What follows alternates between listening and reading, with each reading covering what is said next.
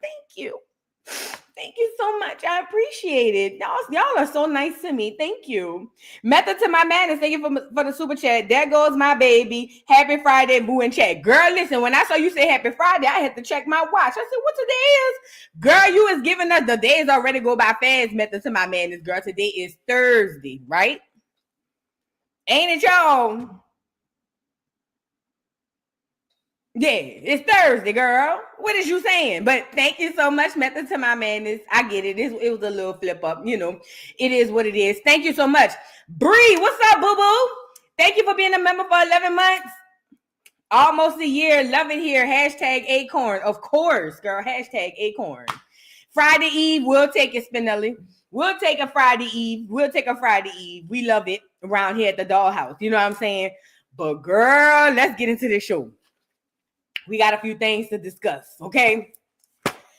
First and foremost, Marvin Sapp held the whole church hostage. He should be charged, tried, and convicted for kidnapping. How many people he said was in there?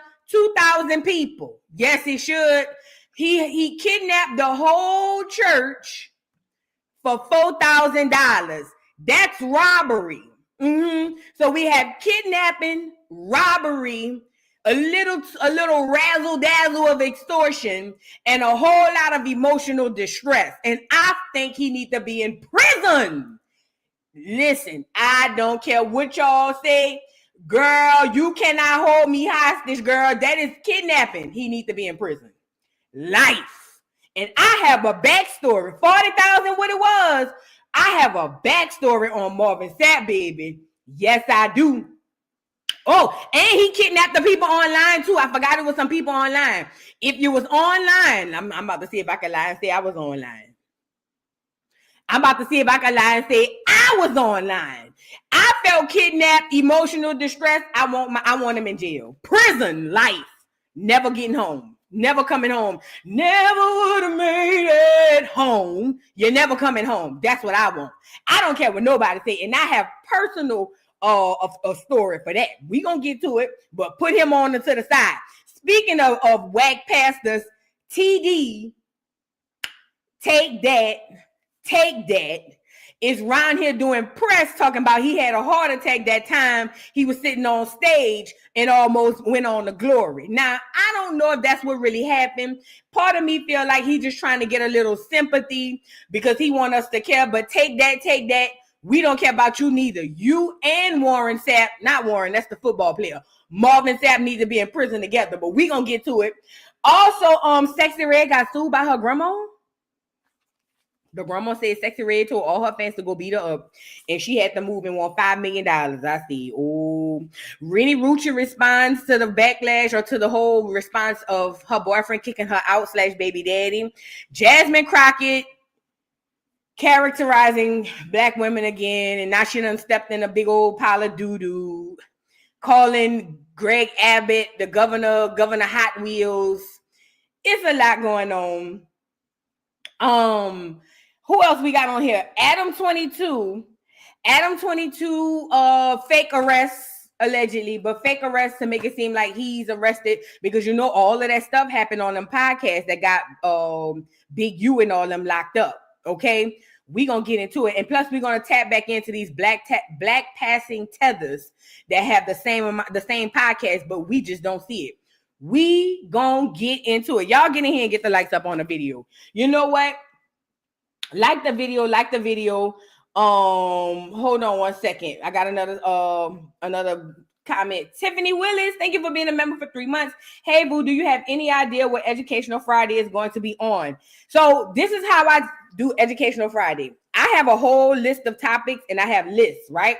And I have a lot of the research already done on it. So typically what I do is on Friday morning, I'll go through the list and be like, do I want to do this one? Do I want to do that one? And whatever one I choose, I'll go back over the research that I did and go get some more stuff, and then I do it there. So right now, I don't know, but I'm going to be honest.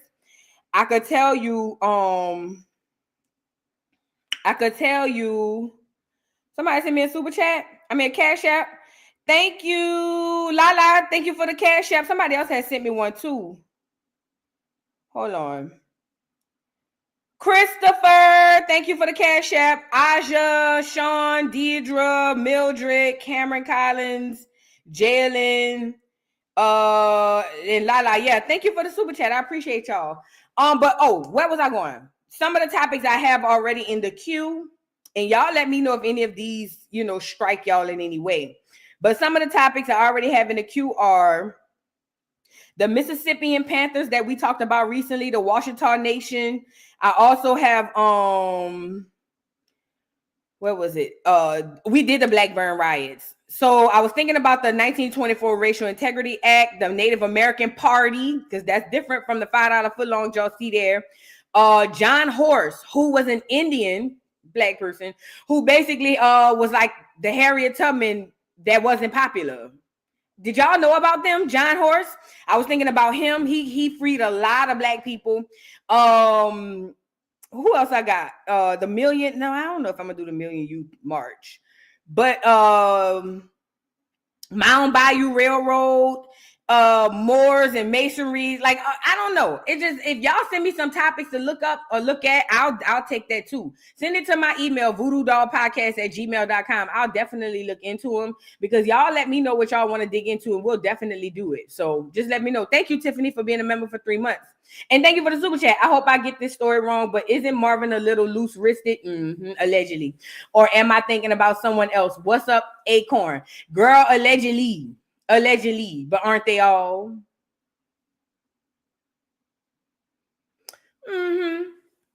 We'll get into it, but let's get into something real quick. Let's start with you know what? Screw it. Let's get TD out the way, then we're gonna get into Marvin Sapp, because I got a story for y'all with Marvin Sapp. Let's get into TD since we here. Take that, get up here. So TD came on here to tell us that he actually suffered a massive heart attack. Remember that time we saw him falling out on stage? He said it was a heart attack. Girl, let's see TD, girl. Hold on.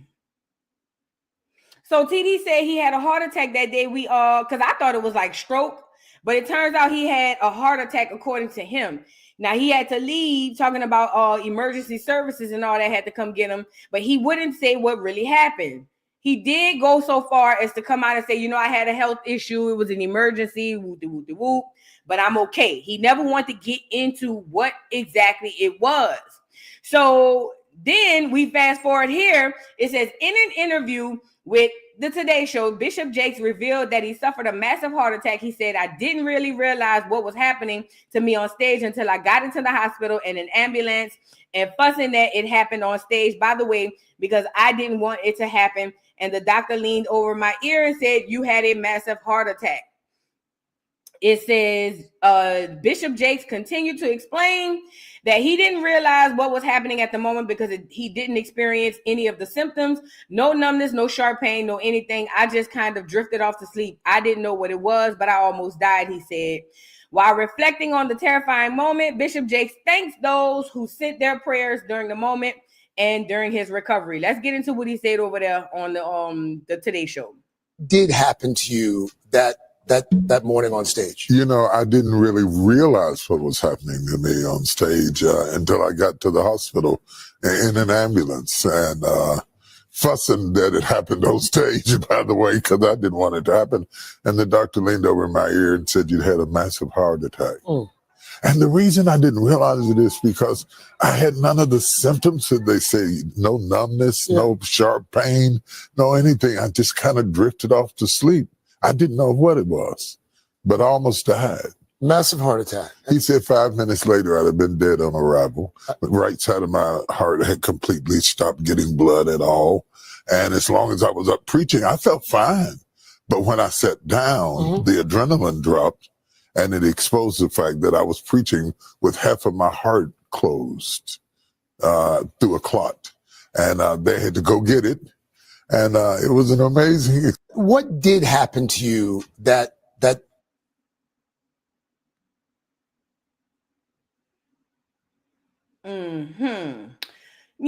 TD, in any other person, I would have been like, oh my God, this is horrible. But something about this, I don't know.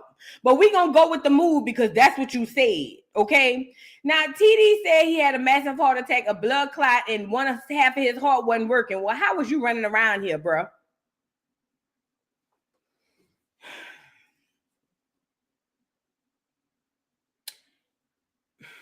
You know, TD has been under fire here recently. A lot of y'all may not know it, but a lot of people have been coming out on TD. He's been having a lot of stuff. And let's not say that I question the heart attack. But let's say that in my opinion, this is just my opinion, I feel like he's trying to shift the public opinion in his favor because you're doing a Today Show interview in the midst of having all this other stuff going on in the background. Now, the Today Show interview is going to magnify above all the other stuff you got going on. Listen, take care of your health, like somebody said in the chat. Get well, TD. TD, I'm still waiting on your ass to go to prison. Oh, yes, I am. I'm waiting on you to go to prison. Simply because you've robbed the community for how long? Prison is where you need to go. I don't know if it got anything to do with the heart attack. I don't know. You know what I'm saying? But I ain't gonna lie. TD, something about you just... Yeah, you need to go to prison. You do. And you know who else you need to take with you? Your friend Marvin Sapp. Now, let me tell y'all a story. So the word on the curb is Marvin Sapp. Listen to me and listen to me good. Now, Marvin Sapp done went down to the church and told all the people down to the church that he want all the doors locked. He said, lock all the doors, lock them in here. He said he want $40,000 from everybody in the church and online. He said if he don't get that, he ain't opening the door. Now let me tell you my own experience with Mr. Marvin Sapp. Should I do it now? Yeah, let me tell you. So before y'all see this, so I never forget it, girl. Now, mind you, this on the tail end. My mama not a Jehovah's Witness no more. So my grandma's sister had something, and she invited my mama to the church. And Marvin Sapp was coming. This is when he came out with "Never Would Have Made It," and everybody was lit for the song. So we really wanted to go hear him sing for real. But my auntie had something at the church, girl. Long story short, they rented out this building off of Claiborne.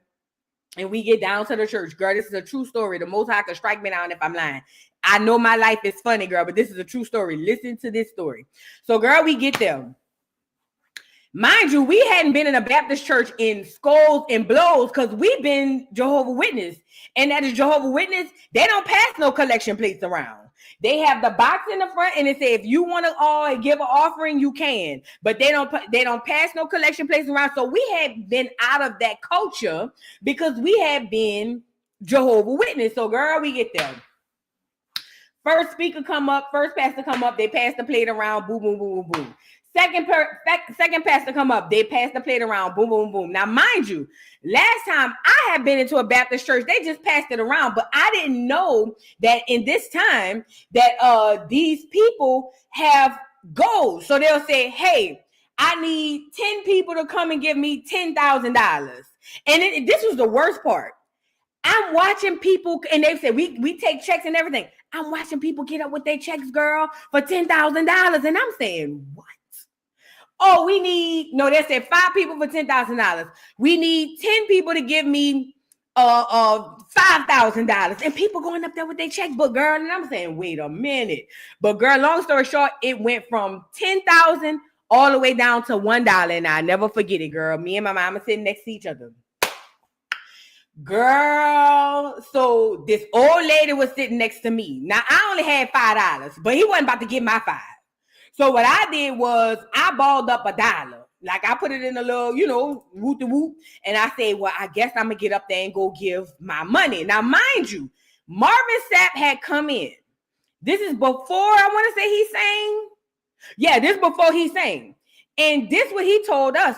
Mind you, we had them been through 3-4 different people coming up asking for offerings. Now, mind you, we never gave no money, so it didn't affect us. But I'm looking at all the people in the church who had them been up 3-4 times with the other people. He was the last person come on. And girl, Marvin Sapp got up there and did his whole staircase of 5,000, then 1,000, then do, and they all got up and gave their money. Now he got down to $5. You think that's where he would stop? Baby, Marvin said he still want $1. Now I tapped my mama. I say, "Ma," I say, "I'm gonna get up and go give him, $1 or whatever." And she was like, "Girl, I ain't giving him nothing." And I don't know if that man felt my mama's spirit, but I swear to God could strike me down if I'm lying. Marvin Sapp got on the podium and said, he said, "I remember one time I went and preached a church, and this lady, I had asked for an offering, and this lady refused to give." Mind you, my mama just said, "I'm not giving him nothing." He said this lady refused to give an offering, and do you know what happened to her? He said she walked right outside the church and got hit by an ambulance and died. On everything, God take me now. That's what he said. So I looked at my mom and I was like, let me get up and go give my $1. You know what I'm saying? Like, girl, please, I don't want to get hit by an ambulance and die. You know what I'm saying? So I went to get up, and the old lady next to me was like, "Get up and go give your money. Get up." It was an old lady. "Yes, ma'am. Yes, ma'am." So, girl, I got up and went, got my $1, put it in the check, put it in the thing. And girl, I sat back down, and my mama said, "I'm not giving him none of my money. Why would I give him my money?" Girl, no cap. Do you know the next day they had a storm that happened in Slidell, where my mama lives, and a tree fell on her car? She called me. She said, "Girl, tell me why a tree fell on my car." I said, "Because you ain't give that man no money yesterday at the church." I swear to God. I swear to God. I swear to God. Matter of fact, let me see if my mama gonna pick up. I ain't lying to y'all. I ain't lying. When I tell you my tree fell on my mama's car, and she said, I should have put my money on there. I said, "Girl, I told you. Hold on." I said, "I told you, you don't listen. Not a whole tree done fell on your car." Let me see if she's gonna answer. She might be taking a nap. But listen, long story short, girl, the tree fell on the car. She had to come out of all kind of money. I said, "See, if you'd have put your $5 up, now you gotta pay the deductible and all of that. Boom, boom, boom." Girl, that was our only experience with Marvin Sapp. So when I seen this, I got PTSD. You feel what I'm saying? Because he literally was up there bullying the people in the church to give him money. Mind you, we had been through 3 or 4 pastors that came before him, and people was getting up giving them money. Girl, I know the people was broke. So there you go. So boom. Now fast forward, he in there talking about lock the doors. I want $40,000 from the people in here. And if y'all haven't been to a Baptist church where they do stuff like this, the way it's set up is like a concert. So even if it's a speaker or a pastor, if one person come on, they get a collection plate. Another person come on, they do a collection plate. Another person come on, everybody has a separate collection plate. And they don't ask for $3. They ask for 1,000, 5,000, and then they trickle down all the way to $1, girl. Marvin Sapp even said, "If you got change in your purse, get up and come bring it." I swear to God. I swear to God. But I will say this, the tree did fall on my mama car. So back to this. So anyway, so now he up there telling people lock the doors. He want $40,000. Girl, look, you can't make this up, girl. Y'all, you cannot make this up. I don't trust no Marvin Sapp. Get him on here. And they understand the cost that is involved. There's 1,000 of you. I said, close them doors. Ushers, close the doors. Close the doors. Close the doors. We all gonna leave together. Y'all ain't going no place but to the restaurant. There's 1,000 of you tonight, and those that are watching, it's 1,000 that's watching online. This is a small seed. If I get 1,000 online to give this, if I get 1,000 in the sanctuary to give this, that's $40,000 tonight. I'm challenging each of you all down here to give a $20 seed. I just think $20 is a lot of money. $20, believe it or not, when my late wife Melinda P. Sapp was alive, was a good date. I could take her to the movies, buy a box of popcorn, get 1 soda, 2 straws. I wasn't cheap. That's swag. He asking for every single person. He said it's $1,000. So he had to ask the people, how many people in here? He says, and by the way, they be selling tickets. Oh, yeah. I forgot to mention that. They sell tickets to get into this. It ain't no first come, first serve. No. They sell tickets to get in here. So that's how he know how many people in there. But he wants every person in there to give him $20. He done already told him lock the doors. First of all, that is a fire hazard. First and foremost, I am OSHA certified. I wish I was sitting in that mother plucking audience. See, I wasn't sitting in there the last time. I mean, I wasn't OSHA certified last time. But I wish I was in the audience.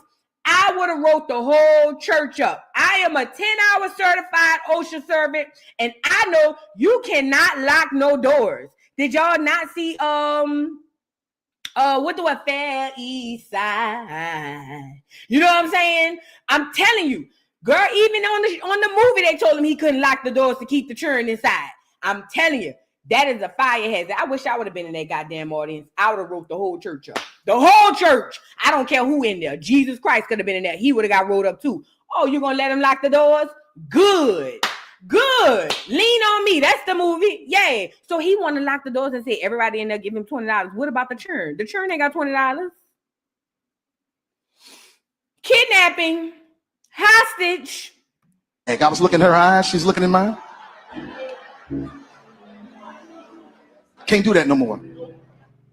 Now, everyone up here, we've all sold and seeded, but I need everyone standing up here with me, to plant a seed of $100. Because again, it costs to sit up here. I got you. Let's see. So put your 20 away, girl, look. Preachers. Look. That 20 wasn't for you. And this is what I need you to do. If you're giving electronically or even if you're giving tangibly, I'm going to have y'all come to the altar and give it, because I need to see 1,000 people moving. Oh! Bring them. He wants you to come to the altar with your money in your hand. He needs to see. He want to, let me see. Let me make sure it's a 20 and not a $2 bill. Oh, because see, let me tell you something. The way he told us was, it cost me money to come here. So y'all need to compensate me. This man was so nasty. He was so nasty. I swear. Listen, he was so nasty. And when I tell you I seen this and was triggered, hold on. He needs to see the money when you come up there. You're not about to just throw anything in a plate. Look. Baskets. I want the baskets up here. I want to see the folk. Look. Y'all start moving. Y'all can bring it right now. Come. Even if you're giving tangibly, just put your hand on take your phone and stick it on the bucket. This money for him. Just so y'all know. Shh. Giving is worship. Giving is worship. Oh. Giving is worship. Giving is worship. Giving is worship. This ain't the time to talk. 1,000 people need to give $20. 1,000 people need to give $20. 1,000 people online need to give $20. This is easy, saints. This is an easy miracle. This is a robbery. This is not easy. This is not a miracle. This is a robbery. The only thing he didn't do was put the blicky to your head and say, hold your hands up, stick them up. It's a robbery. This is a robbery is what he's doing. This is a robbery, what he's doing. He's literally robbing the congregation. Then tell him, shut up, giving is worship. We don't need to hear you talk. We just need to hear the money folded. And y'all wonder why people ain't sitting down there running to the church? Girl, this is highway robbery. Hold on. Should be able to raise $40,000 tonight just from y'all giving. $40,000. That's it. And they understand. Do you know the poorest people go to church? Do y'all know that demographically, there's a very few that sit up front, the ones who got money, and that's a very small minority. But the poorest people, listen, the poorest people go to church. So for him to do something like this in a space where the masses of the people there are broke, that tells me everything I need to know. Everything I need to know. When I tell you I seen this video and got triggered because he literally told us that a lady died and got hit by an ambulance because she didn't give. But listen, this right here is sick. Worship and giving has absolutely nothing to do with what he's doing. He's robbing the people. Oh, and by the way, they always talk about tithes and giving 10% tithes. Tithes and 10% was never money. It was never monetarily for real. It was offering of what you sold from what you reaped. You feel what I'm saying? Or what you reaped from what you sold. It has never always been money, but these people are money hungry, vulture, vampire, werewolves who are there to suck the blood, the energy, the hope and dreams out of Black people and give them false hope, false dreams. And that's just that on that. That's who they are. Now, if you got a good pastor, I'm not talking about you. I'm talking about these mega churches with these mega pastors. All it is a popularity contest. That's literally all it is. Hold on, my mama calling me. Hello? Yeah, girl, what's going on? Girl, look, do me a favor. You remember that time we went to church and Marvin Sapp had told you if you told the congregation that lady got hit by the ambulance? Yay. I had put my money, my $20 in my bra. And I said, guess what? The bus gonna have to hit my big ugly ass because you ain't getting this 20. But I ain't gonna lie. The next day, a big ass tree fell on my car. They go that 20. And what I told you, I said, you should have gave them people that $20. Now look at you, gotta pay a whole deductible. I sure did. Mm-hmm. I just gave Marvin Sapp that 20, but I sure sat right there in the front row and put that shit in my bra. It was like, Mm-hmm. Getting this 20, you better go start humming like a bird, but you're not getting this 20. Baby, he looked dead in my face. I knew it was for me. Next thing I heard something go boom, I said, oh shit. I should have gave Marvin that 20. Now I got to spend $500. Oh well, bus didn't hit me, but a tree damn sure hit my car. Sure did. I was telling the people on live, I'm on live. I was telling them about that story because he done look on this recent one. He done told them lock the doors to the church, and he says 1,000 people in here. Everybody need to give $20. I need $40,000 before we unlock the door. Girl, yeah. Mm-hmm. Mm-hmm. All right, let me call you back. Okay, all right. I told y'all know I'm gonna call people. I got receipts. I come with the receipts. Y'all already know how I go. You feel what I'm saying? I'm coming with the receipts. Girl, Marvin Sapp ain't worth a dime. Do you hear me? He probably summons that tree to fall on my mama car. I'm telling you, I know it. I feel it in my spirit. He done probably summoned the tree to hit my mama car. Thank God she wasn't in it, huh? Back to what I was saying. Don't shove. If you go down to the church house, don't be like my mama and put your money back in your bra. Give them people, because see, I gave $1 and I was safe. Look, I only had 5, but at least I folded up my little $1 and went put that in there. I was all right. But girl, if you want to put your money back in your bra, don't do it, girl. You never know. But anyway, back to Marvin Sapp. He up in there robbing the people and he needs to go to jail. I'm not even being funny. He needs to go to jail. That is, you cannot kidnap people and rob them and call it giving. He needs to go to jail. Prison. Oh, and by the way, hold on. So then he came out after the backlash. Girl, after the backlash, he came out and had something else to say. But you know, honestly, it's just a matter of him trying to save face, but it really still didn't work. Type tease. Let's get into what he had to say. Y'all get the likes up on the video, girl. Marvin Sapp ain't worth a diamond. Anybody who going around there, he only had 1 hit, never would have made it. So, I mean, I don't know. I don't follow the gospel people, but he only had 1 hit. He ain't worth it. He says It says Marvin Sapp is now trying to walk back his comments about ordering the ushers to close the doors. In the video, after instructing the ushers to shut the doors, he added, "Y'all ain't going no place but to the restaurant." That's facts. Now the bishop claims it was because during offering time, the finance and security teams were more vulnerable, and that he wanted to create a safe, focused, and reverent environment for those choosing to give and those handling the resources.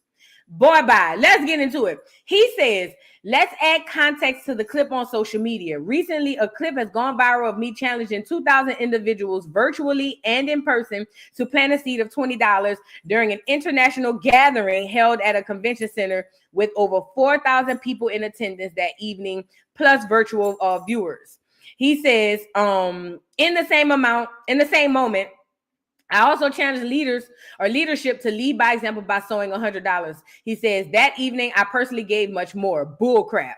Some have taken issue with a particular moment when I instructed the ushers rather firmly to close the doors during the offering. To those unfamiliar with the church context or who may not regularly attend worship gatherings, this has been misinterpreted as hold people hostage as well as offensive. Negro, please. That was never my intent. He says, the truth is, when finances are being received in any worshiping gathering, it is one of the most vulnerable and exposed times for both the finance and security teams. Movement during this sacred exchange can be distracting and at times even risky. My directive was not about control. It was about creating a safe, focused, and reverent environment for those choosing to give and for those handling the resources. Unfortunately, in this social media age, snippets are easily shared without context and assumptions are quickly made without understanding the full picture. Come here, Jiggle Bells, because you're getting on my nerves.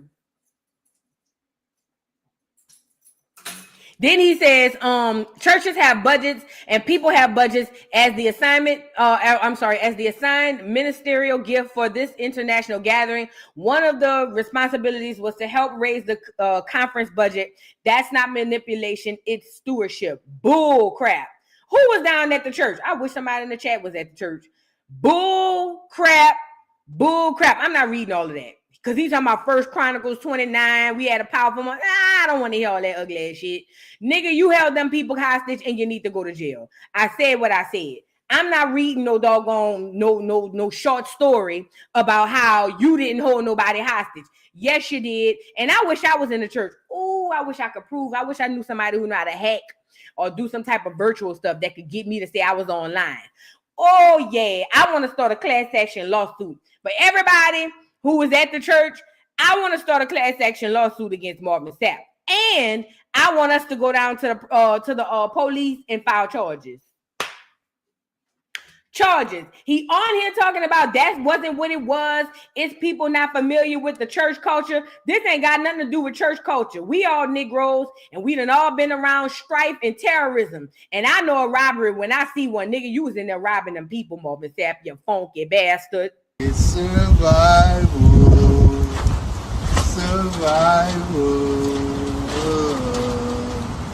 I get somebody lied.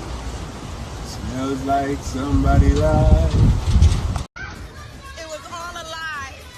Guys, it was all a lie. She lied. I told y'all. I already got PTSD from when the nigga had robbed my mama and had to call the tree fall on my mama car. But let me tell y'all something.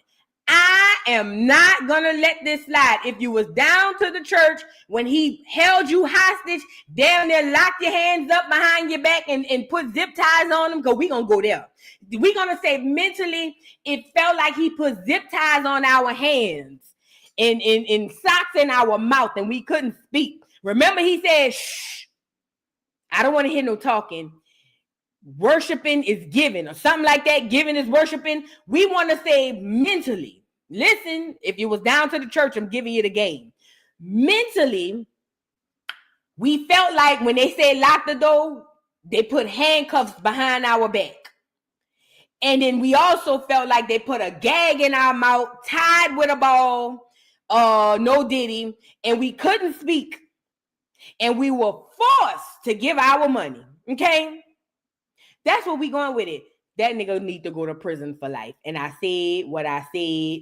I said what I said. He need to be in prison for life. That is a highway robbery. I tell you what, if I go down to the bank right now, put a 1 in the chat if this is true.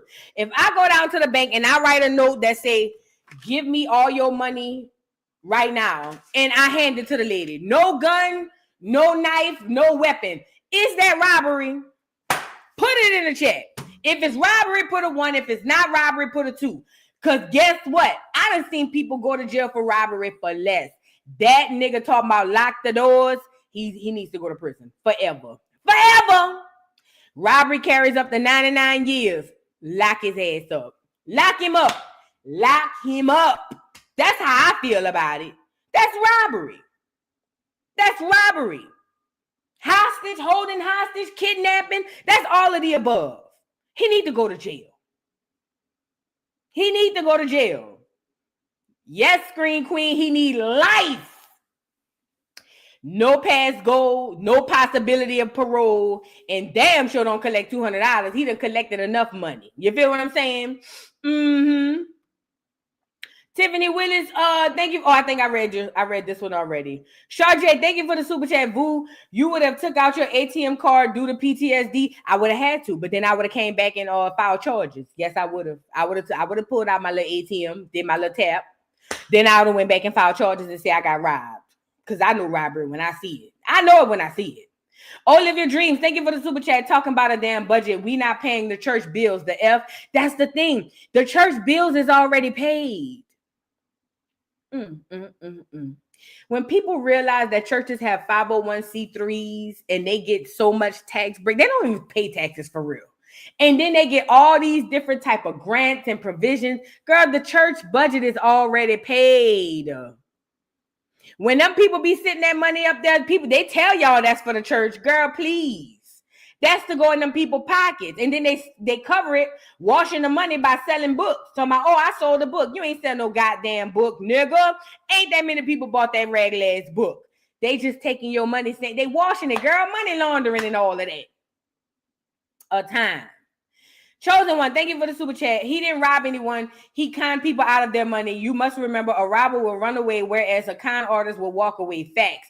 Girl, con, rob, con, rob, all the same, girl. Whatever he did, he belonged to prison.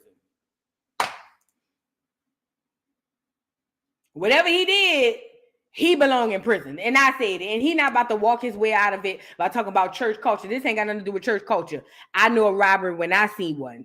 Send them to jail. Now let's move on. Let's move on. Y'all get the lights up on the video. Do we have the lights up? Do we have the lights up? Let's get us a cute little commercial break to get the lights up. Okay? You know what? Let's get TT up here to deport us from this foolishness. Will somebody please deport me? Yeah, I need deported. Please deport me. Back home to my Father who art in heaven. Yeah, I want to be deported. Handcuff me and send me away to the Father. Cause there's so much going on this earth. It gets to me sometimes. Yeah, and in these times, I gotta remind myself of my beautiful qualities to help me keep on pressing, such as I am beautiful on the inside and out. I am unique. I am real and authentic. Yeah, I'm not like everybody else, cause I'm me, and that's alright. I am lovable, I am loving, and I am loved. Yeah, I am healthy, and I am wealthy. So until my Father called me home, I guess I can't be deported, but I'm gonna be imported right here, right now, and enjoy my day, and I hope you do too. Peace. Do your hand like this. Yeah, gotcha. Cause I'm black, nigga the black, the nigga black, the black, the nigga I'm black, nigga the black, the nigga black, the nigga black, the nigga I'm black and I'm proud, I'm black and I'm proud, I'm black and I'm proud, I'm black and I'm proud. You got to say, they want the black. Cause I'm black, nigga the black, the black, the black. I can never be white.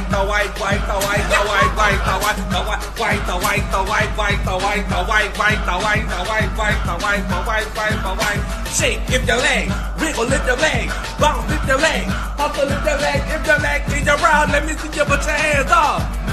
Let me see you put your. If the leg is around, let me see you put your hands up. Put your hands up, man. Make that booty go round and round. I'm Louis Vuitton Brown. Make that booty go round and round, man. Cause I'm Louis Vuitton Brown. But we back. We done been deported and we done been black. Okay. Shout out to everybody in the building. Y'all get the likes up on the video, please, and thank you. Get the likes up on the video. Now I want to cover this Jasmine Crockett situation really quickly. I don't want to spend too much time on it because, I mean, it's Jasmine. She just annoys me. I hate the caricature she plays of black women. And I want to say this to people who get the instant gratification of a Jasmine Crockett. And when I say instant gratification, meaning you get to see a black woman in spaces where typically we have to be shy. Typically we have to hold our head down and don't say anything and shut up and color. There's an instant gratification we get. And I know because it happened to me. There's an instant gratification that we get when we see a black woman in high esteemed places able to be boisterous and be herself, right? Or at least we deem to be herself. So that's why when we see Jasmine Crockett call the lady the bleach, blind, built, bad built, whatever, everybody was like, oh my God. Because that's some of the things us black women want to say on our jobs when we out here in these streets, whatever we doing. So I understand. But we have to also understand that even though we have those situations where we want to say those things, that is not who we are through and through 24 hours a day, 7 days a week. As a matter of fact, we run away from those stereotypes. Nobody wants to be the angry, combative black woman at the job. Literally, not one black woman wants to be labeled the angry, combative, always got something to say, roll your neck, smack your teeth, slap, nobody wants to be this black girl at the job, because even though we understand that there's nothing wrong with that when we're amongst our peers, we understand that they take that and then they use it to villainize us, and nobody, not a black woman on the job wants to be this girl. So even though, like I said, we get the instant gratification of Jasmine Crockett going in on these clear people, ultimately in the long run, it is going to hurt us. And I'm telling you this because it's true. Now, Jasmine Crockett came to fame by cursing out the clear lady, calling her bad, built, bleach, blind, whatever she called, right? Cool. Jasmine Crockett has been taking that persona, because I don't believe that's who she really is, but she has been taking that persona and has gone on the road with it and has been going in every single space she can go, being the bad wigged, long eyelash city girl in Congress, okay? Now, a lot of people might think that this is cool, but in the long run, listen to me and listen to me good. For any black woman, especially black women who work in any corporate spaces or any professional spaces, you will be looked at as Jasmine Crockett, especially if you dark-skinned, Jesus Christ. Especially if you dark-skinned. If you are a dark-skinned black woman, people are going to see Jasmine Crockett, unfortunately, and associate that with you. Now, the average woman going to say, well, I don't care what they think of me. Well, you should, because it's going to help you, or it can harm you in getting promotions, jobs, positions, all of that, because they're going to think that Jasmine Crockett is who the black woman is. The same way they have us thinking, or have other people thinking Sexy Red represents black women, or Sukiana or Glorilla. They represent a portion of us, and they even represent some of us that can be ratchet and want to listen to the music and have a good time. But it is not who we are as a whole. And Jasmine Crockett the caricature, because I don't believe that's who she is, but the caricature of Jasmine Crockett will be the thorn to our sides. I know a lot of Black women can't see it because it's fun. You get instant gratification, but I'm telling you now, that is going to come back and bite us in our behinds. Mark my word, okay? Now, she does this thing. I don't know if it was a press conference or whatever, and her whole get up is, I want to talk crazy about other people. Mind you, the Democrats ran a whole 4 years on sensitivity, misinformation. Oh, you can't say that. That's the reason why they have this thing called the phobia attack. Everything, if you don't agree with me, you're phobic. Oh, you're heterophobic. Oh, that one never stuck. But you're black, you're anti-black. You're anti-black woman, you're homophobic, you're dysphobic, you're that, you're transphobic, all of these, because all of these sentiments was, if you didn't think the way that I think, or if you didn't agree to what I agree with, you are wrong. And one of those things that they used to take people down for in the media these last 4 years was if you were to talk about a person and their appearance or anything that may hold them back, right? So for instance, if I saw a man who had one arm, in those 4 years, if I went online and said that one-armed bastard, people would literally want my head off my shoulders because how dare you, he's handicapped. Well, not if you're Jasmine Crockett and not if you're in the left and you don't care because you mad at the fact that Donald Trump is the president. So she goes on this interview and she calls Governor Gregg Abbott Hot Wheels. Now, let's really be clear. I could care any less about, I don't give a damn about Governor Gregg Abbott. I don't give a damn about the 4 wheels he ride on. I don't give a damn about the 2 noodles he had. I don't care about Ann Reed, none of that. So let's really be clear about that. I don't give a damn about Governor Gregg Abbott. But there are time and places for everything. And the professionalism displayed by Black women in places where you are on national stages and on stages where a lot of people are watching should be top tier. Remember, we loved Michelle Obama because of her poise and because of how articulate and how educated. Nobody wanted Michelle Obama to be in the doggone White House going, because, girl, George Bush better get off of me, girl. He don't play with me. Like, nobody wanted that. But for some odd reason, ever since they fed us the narrative that we all got to be city girls or we all got to be sexy reds and glorrillas and call it a thing, for some odd reason, now we want that in politics. And I'll tell you this. I don't really do much of the politics thing, but I'll tell you, as far as a representation of Black women, Jasmine Crockett does not, listen to me, Jasmine Crockett does not, has not, and will not ever represent Black woman. She is a caricature. She is, in my opinion, made up by the dominant society who basically got her over there acting like she's the city girl that she really is not, because she can't even do it well. It only goes over for people who don't know nothing about actual Black women in their culture, okay? But she does not represent me. She does not represent most of the Black women in the culture. She represents nothing, okay? So let's get into what she said, and then we're going to get into the Clears backlash, and we're going to get on the Clears too, because y'all full of crap as well. The right too. Yeah, we're going to get on y'all ass too. But let's get into what she said. Hold on. Get the likes up on the video. So this is her cussing and everything, all at the speech. I don't give a damn what nobody say. That would never be okay. We in these hot ass Texas streets, honey. Y'all know we got Governor Hot Wheels down there. Come on now. And the only thing hot about him is that he is a hot ass mess, honey. So yes. And because we in these hot ass Texas streets. So this is what Jasmine said. So she said that, and everybody lost their mind. Everybody lost their mind. And then she says, I wasn't thinking about the governor's condition. I was thinking about the planes, trains, and automobiles used to transfer migrants into communities led by Black mayors, deliberately stoking attention and fear among the most vulnerable. Can I ask y'all a question? At what point is Jasmine going to speak up for Black people? Every time Jasmine opened her dick sucker, she always talking about migrant this, migrant that, TS this, migrant that. Do she ever say anything about and for or in favor of Black American people? This is a real question.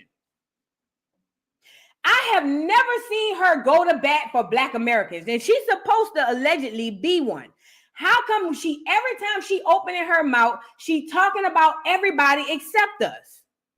But this is your girl. Okay, gotcha. Then she goes on to say, literally the next line I said was, that was a hot ass mess, referencing his terrible politics, and at no point did I mention or allude to his condition. So I'm even more appalled that the very people who unequivocally support Trump, a man who racially is insensitive for nicknames and mocking those with disabilities, are now outraged. You know what this reminds me of?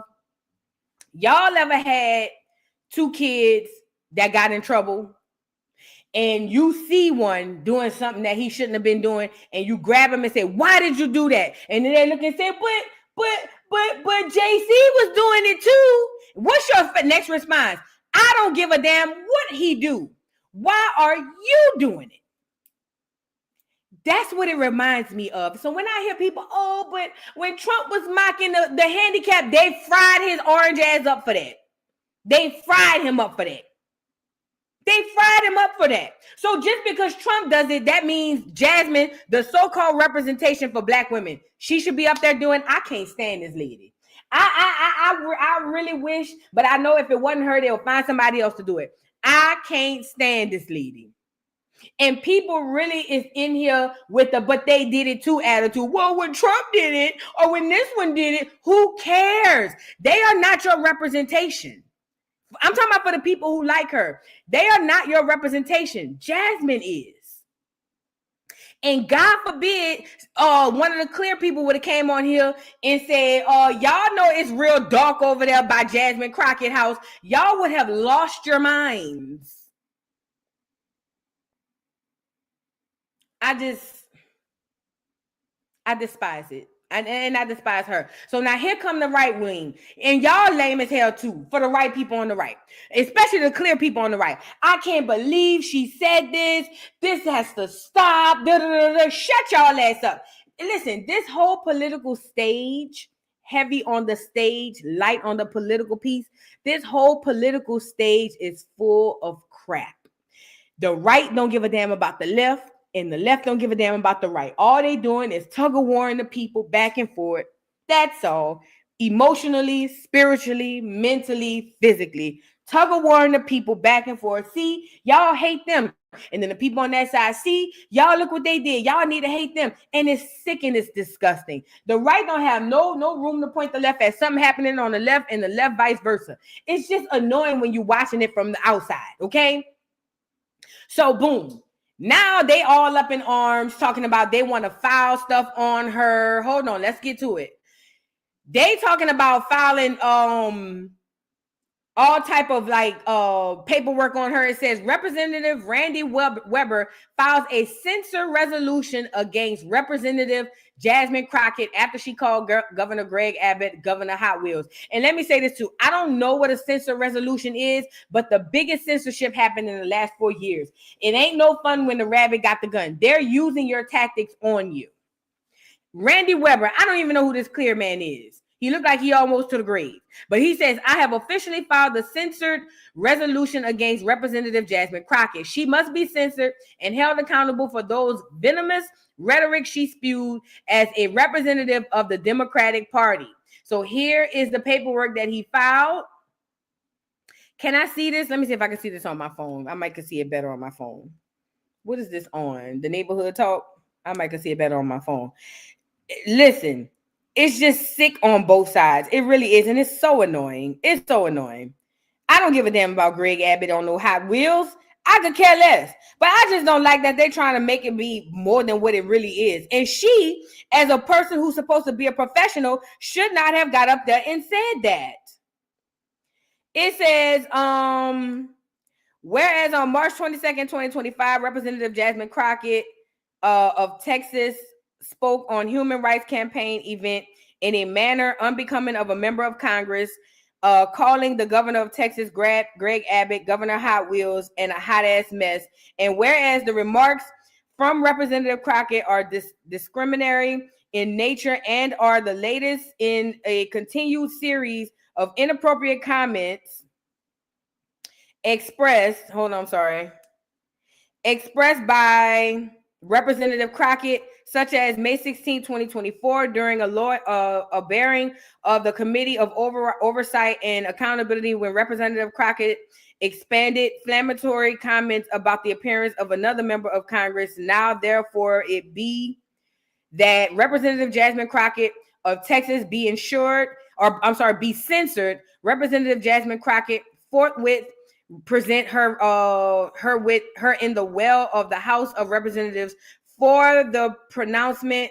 The pronouncement of censure, and Representative Crockett be censored with the public reading of this resolution by the speaker. So he just filed this. He didn't do it, or it hasn't been approved or whatever. But she does need to be censored. I'm tired of her mouth. I'm tired of her running around here acting like the sister girl, black girl, and looking a damn fool. You should not, as a congresswoman, be in there cursing, calling people hot ass nothing.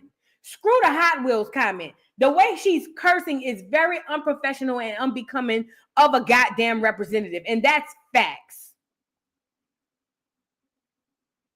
I don't know about you, but I don't want to be in a professional setting and I'm watching somebody do the neck roll and hot ass this and hot ass that. Get her up out of there. Get her up out of there. It's all an act, in my opinion, anyways. So now this whole censorship that the left had put in place to make sure people don't say stuff from 2020 to 2024, now they're using it against them. And it just is what it is. I cannot stand Jasmine Crockett. She needs to be censored. And I really don't like saying that because I don't think nobody should be censored. But she needs to have a tap on her wrist to let you cannot conduct yourself in Congress like that. You can't. This is not the Block Party. This ain't the hood. You cannot conduct yourself like that in the presence of these people. You can't. Not on the clock.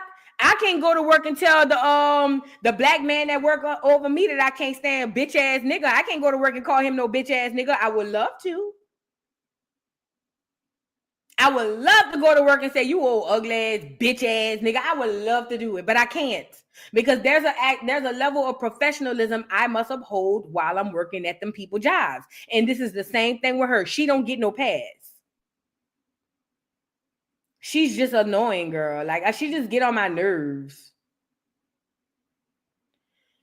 Miss Old School, thank you for the $50 super chat. New member here, just showing some love. Oh my God, thank you so much. You making it right. And another one? Love you down to the ground. OMG, thank you so much for these wonderful super chats, girl. Let me get the rain music on here for you. Thank you so much for making it rain up in here, girl. I make it rain. I make it rain. I make it rain on them hoes. I make it rain. I make it rain on them hoes. You are greatly appreciated, Miss Old School 32. Thank you so much. I really, really, truly appreciate you. Shout out to everybody in the building. Get the likes up. Gypsy Hustle, thank you for the super chat. Jasmine didn't act like that in them private schools. I know she didn't because she would have got kicked out. Baby, them people don't play like that. I know she didn't act like that at them people private schools. That's why I know it's an act. I feel like them people went grab Jasmine and said, hey, we're going to make you a black girl with the neck roll. I need you to study this. And she was like, okay. That's probably how she really sounds. I don't think that's how she really look or sound when she's outside of this thing. I think when Jasmine at home or when Jasmine is amongst family, she's like, hi, guys. Hi, Mom. Mom. Hey, did you get to go out? That's probably her behind the scenes, for real, no cap. It's all an act. TL, thank you for the super chat. Grandma would say, if they jump off a cliff, you gonna too. Exactly. Exactly. I hate politics. I swear I do. Trey, thank you for the super chat. Sassy Jazzy is starting to feel like that dancing gorilla guy, just cringy and annoying as fuck. That is exactly what she is. Y'all remember that big old swole black dude who used to be dancing? He'll eat something on TikTok or whatever. He'll eat something and just start dancing and he buku big and he had no package because I always used to be looking between his legs. He ain't have nothing down there. But she do give me those seeds though. She really do. That's exactly, it's just like, it's so embarrassing, it's annoying, like, ew. You know what I mean? And he ain't have nothing between them legs, girl. Do you hear me? Nothing. Talking about thighs and nothing else. Just two thighs. Just two thighs just rubbing together for no reason. And I'm just sitting up here saying, Lord have mercy. I mean, he used to wear the hoochie daddy shorts, so it was for me to look. You know what I'm saying? So yeah, I used to be trying to. Then when I seen what I had seen, which I didn't see nothing, I said, sound about right. That's why he on here twerking and dancing and all of that. But yeah, she give me those tees. Yeah. She give me those tees. He ain't had nothing between his legs, though. If you think I'm lying, go look it up. If you think I'm lying, go look it up. Shout out to everybody in the building. We gotta move on. All right, let's go get Sexy Red being sued, girl.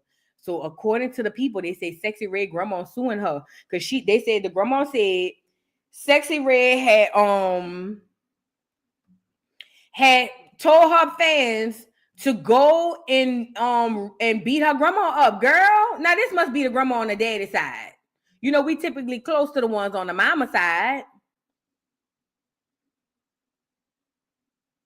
This must be the grandma on the daddy side. It says, oops, Sexy Red facing a $5 million lawsuit after she allegedly told her fans to kick down the door of her grandmother's house, I guess. It says, neighbors, get into this. Sexy Red is facing some legal trouble after her child's grandmother. Oh, there it goes. So that ain't even her grandma. Sound about right. After her child's grandmother filed a $5 million lawsuit against her. According to First Alert 4, Sexy Red is being accused of sending her followers to harass the grandmother of one of her children. Sexy allegedly told her fans to go down to the woman's St. Louis home to kick down her door and beat her up.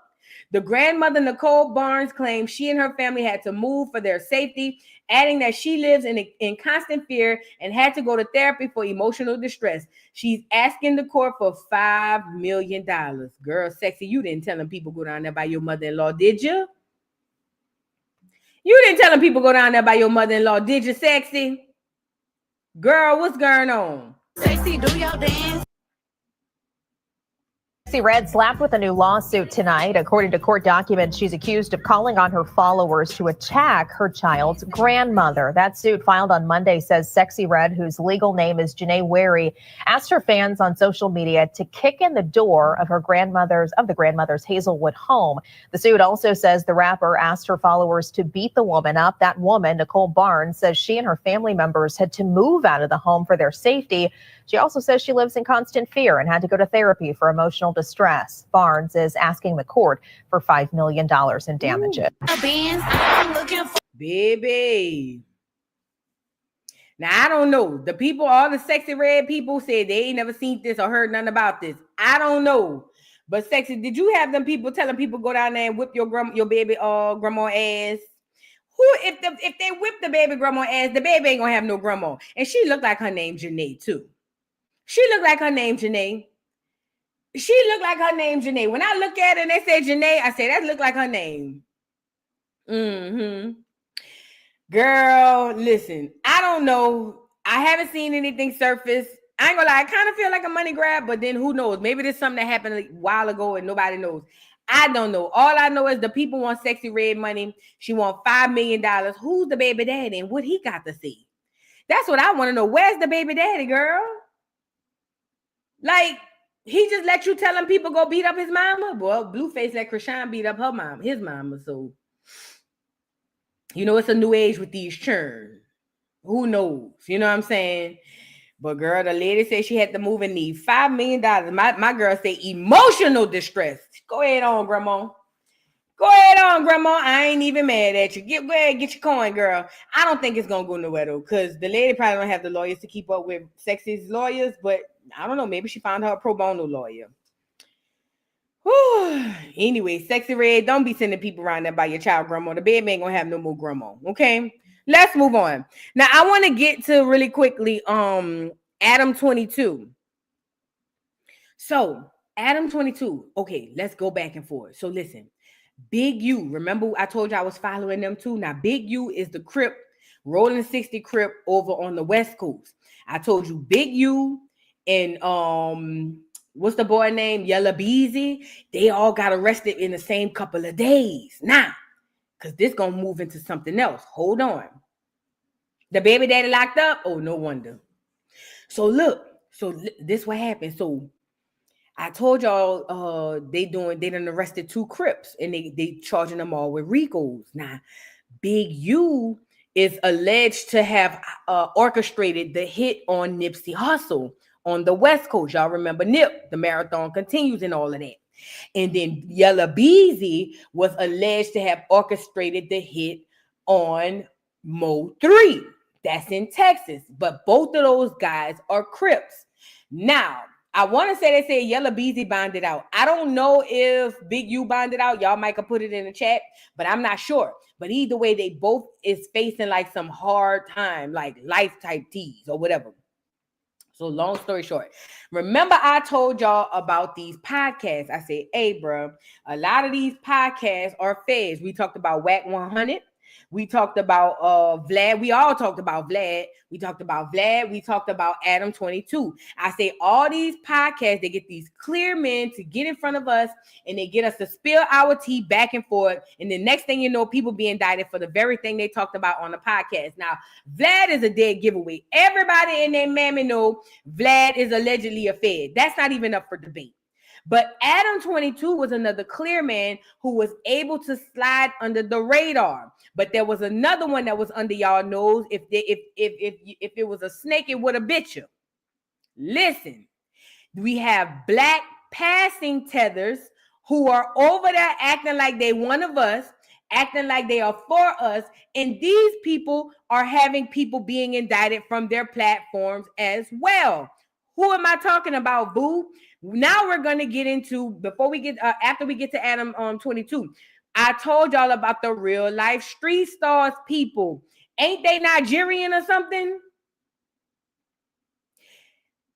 Mo 3, Roy Lee, Yella Beezy. All 3 of these people, Roy Lee and Mo 3 is dead. Yella Beezy is the one indicted. All of those 3 people have literally been affected, and now Yella Beezy is in prison for the death of Mo 3.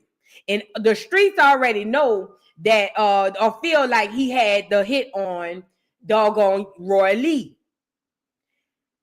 Do not let the black passing tethers go over your head. Now, I'm not accusing them of being feds. I don't know. But what I'm saying is there's a stark coincidence between that platform and also between Adam 22. The same things are happening. The only difference is one looks black and the other one is clear. That's literally the only thing. So before we get into Adam 22, I want us to understand that this real life street stars thing, and don't get me wrong, I think they have a dope platform. They really do. I've been watching a lot of stuff on real life street stars. I think they have a dope platform. Them, not just them, Art of Dialogue, all these other black podcasters that's coming up, taking this money out these clear people pockets. I am here for it. So don't get me wrong. I'm not saying that they feds or nothing. I'm just saying it's such a mighty, mighty coincidence. Before I got on here, I was listening to the guy Joker from Real Life Street Stars. He was on here talking about the interview with Rainwater. Rainwater is also a middleman, if you ask me. Okay, he's also a middleman, if you ask me, to a lot of the stuff. But he came on here and he wanted to address. Let me see if I can find it. He wanted to address some of the things that have been going on as far as Rainwater.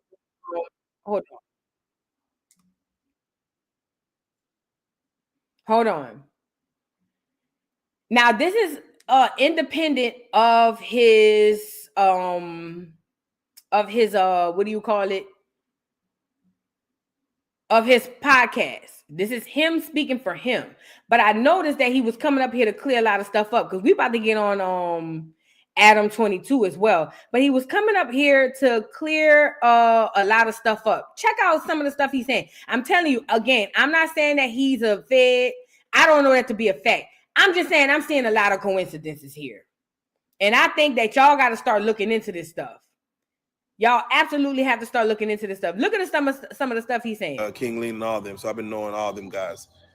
Mind you, Real Life Street Stars has been in the very middle of all of the Mo3, Yella Beezy, Roy Lee beef. He done had them all on there multiple times. They smack dab in the middle of this. Check it out. Then we're going to get to Adam 22. I come up going to school with Dosky G and Hot Rod and Deontay and those guys, a few other guys, but I knew, I heard of Mo3. But my partner, of course, knew of him as far as messing around in the streets of North Dallas, so he connected with him, and he did come and do Real Life's first interview. He did come through. He did Real Life's first interview. And when I say first interview, I mean inside a new studio in North Dallas, which anybody who knows about Switzerland. Somebody said say cheese too. Are they are they them too then? Add them to the list. Add them to the list. Hey, everybody could get it. Add say cheese if that, because I haven't looked into much of them. Is say cheese the one with the blue couch, or is it Real Life Street Stars? I get them all mixed up. So yeah. Add say cheese to the list too. Oh yeah. But I think the reason I'm bringing up them right now is because those are the two indicted people. Those are the two people, or the two platforms that have these indictments attached to them. So that's why I'm bringing those up now. Where we got it in. He was the first interview that we did at Switzer before we got the light wall, before we got the blue couch, before all that. So Mo3 came and blessed us, and then he actually went back to the back and took pictures. So it was like there's so much history that y'all probably don't know that I'm about to give y'all some game. Now, for right now, I just want to respond to the Rainwater interview. And shout out Rain. He came in and he gave us a very powerful interview. If y'all haven't seen it, make sure y'all to Real Life Street Stars. I'm gonna probably put a link in the comments, but y'all go watch that interview, because he actually kept it as 1,000 as can get, where he even himself took fault in his own life and the mistakes he made. But I just want to touch on a few things, a few questions that were asked, what he didn't say. But he did start off by saying he blamed two people. First of all, he said he blamed us, or people like us. And yes, when it comes to situation where individuals have lost their life or lost their freedom, you could look back at everything. You could look at their mother, you could look at their things, you could look at the person who pressed play on to record the music, look at all that. You could point blame on anybody, on any point of existence. If you had a connection with something, you could point blame on anything. So Rainwater did throw some blame our way. And again, you can hear me in the background saying, yeah, no, we'll definitely take some of the blame. This is not the blame game, though. This is Let me say this. People are dying. Listen, he interviewed Roy Lee. Then he turned around and interviewed Mo3. Then he turned around and interviewed he interviewed the other boy, Trap Boy Freddie. He interviewed every single person in this situation. Again, I'm not accusing him of anything. I'm just putting pieces together here. He's alive, doing well, nice watch, whoop de whoop, and our people are dead. Like, let's really put it all in perspective here. In my opinion, he's no different than these other cats. And they ask these doggone questions to make you say stuff to get you to beef with other people. We're gonna get to that with Benzino. They'll sit up there and ask Mo3, like, for instance, oh, how did you feel that you was left off of the album with all of the Texas Greatest? Now you know he already feels some type of way about that. And vice versa. They'll go say, well, why did you leave Mo3 off the album? Boom, boom, boom, boom. These podcasts are the new police precinct. It's just people don't understand it and they don't catch on to it. It's no different from sitting in that room with the two-way window, the two-way mirror, and the other person on the other side listen to you confess. Oh, that's the new that room is the podcast. The new podcast is that room. When these dudes go on these podcasts, because see, the clear part is starting to catch a fire. That's why, in my opinion, I feel like a lot of the black ones are starting to rise. When you go sit on these couches and in these people podcast room and you start talking about all the real shit that's happening in the street, the real shit that's been happening between beefs and who got popped and why this happened, all you're doing is putting together the case for the people behind the two-way mirror, which are the feds, the police. whenever you watch these interviews, think about it the way that I'm a visual person, so I gotta be thinking of stuff that's physical. Think about it the same way as if you went inside of that room where the interviewer or the good cop, bad cop, the detective come in, first 48 T's, and you sitting there talking to the good cop. That's the good cop. The podcast is the good cop. Coming in there like, oh, so tell me about X, Y, and Z. And you just sitting there, yeah, bro. But the bad cop is behind the two-way mirror, watching and taking notes. All of these indictments go right back to these doggone podcasts. Is anybody catching on to this? And I don't care what color they is. I don't care if they acorn or not. These podcasts are y'all literally, they got us going in there, not only telling on each other, but we losing our lives behind these podcasts. Period, point blank. In my opinion, this is just me. I don't see a difference between Vlad TV, Adam 22, the Blue Couch, or Say Cheese. They all do the same thing. Hell, Charleston White done fell out with them behind the same thing. Why would y'all go get my enemy on here and bring me up and say X, Y, and Z? That's what they do. They messy. They messy.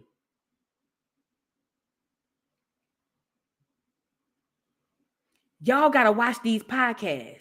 So, yeah, he gets to come up here and say, you know, they put blame on us. Yeah, and I say, for me, I'll take the blame. Of course, you get a lot of views, a lot of money, and you get to walk away scot-free. Ain't nobody coming to the podcast dude trying to knock the podcast dude off. Literally nobody. To be completely honest, that's part of the reason why DJ Academics had to fall back on that Chicago shit, because them niggas wanted his head off his shoulder. Like old boy told DJ Academics, he said, while you over here playing, niggas is really out here dying in the street. Let me see if I can go find that clip. Because I need y'all to understand this new podcast thing going on. Remember when the dude told DJ Academics, when he cursed out DJ Academics, he was like, while you playing, my niggas is really dying in the streets, bruh. Like, this shit a podcast for you, but this shit real out here. What was the dude name? DJ Academics. What was the dude name from Chicago that had that nigga over there buckling in his shoes? Put it in the chat so I can find it. Because, again, you sit comfortably and safely. Vic Mensa, thank you so much. You sit comfortably and safely behind a mic, but you stirring up his mess. You stirring up a whole bunch of mess that's costing people their lives. Like, no way. I didn't mean to do that. I meant to go over here. DJ Academics, Vic Mensa. And I be watching this stuff, bro, and on everything I love. I really be sitting up here like, how these niggas not catching on to this yet? How? Look.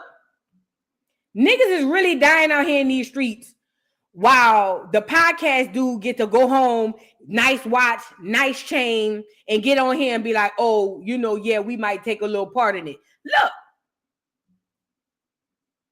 Doesn't everybody wait on everything? Not in that way. You really built a following off of clowning our deaths, people that I really know. And you know what's fucked up about it and why I said the things I said to you is because were we to be in a room, there's no cameras, there's no security, you see us, you wouldn't make no jokes.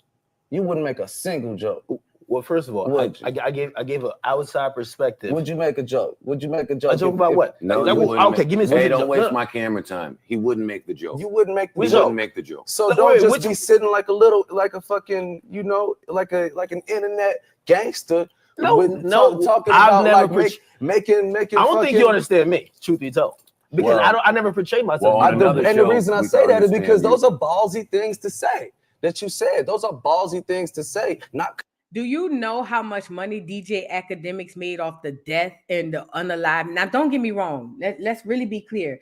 I am not by no means saying that podcasters are 100% to blame for these niggas out here killing each other. That is not what I'm saying. I think ultimately the ultimate responsibility and accountability falls on the people that are doing the crimes. I want to be clear about that. I really want to be clear about that. When I'm saying what I'm saying, I'm telling you now, the ultimate responsibility at the end of the day, the actions are to blame on the people who are committing the actions. Let's really be clear about that.